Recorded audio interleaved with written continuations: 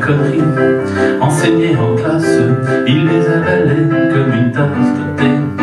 Avant que le maître ne nous questionne, il avait la main criant « Monsieur, monsieur », et toutes les fois la réponse était bonne. Je me disais « Ce mec-là, c'est peut-être Dieu ». Il était si con, le premier de la classe, qu'effectivement ça devait être Dieu. Raison de plus pour ne pas suivre la trace du jeune phénomène adoré des vieux. Il nous faisait peur avec sa mémoire, qui dans les écoles passe pour du talent.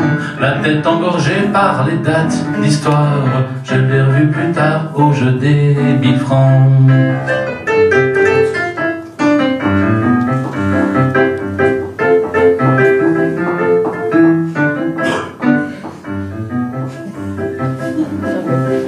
J'ai pas dit le premier de la classe, moi.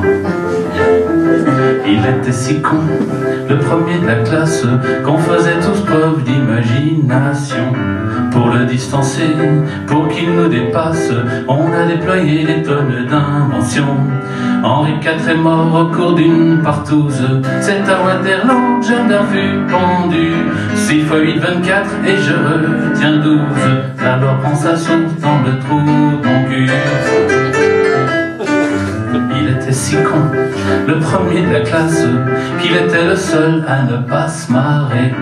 Même l'instituteur faisait des grimaces pour se retenir de nous imiter. Brave instituteur, il se rendit compte que la joie de vivre était un grand art. Un jour il a dit, sans en avoir honte, il fut renvoyé avant nous, vénard. Il était si con, le premier de la classe, que tout le monde voulait être le dernier. Ça fait qu'il y avait un premier de classe, et tout de suite après 43 derniers.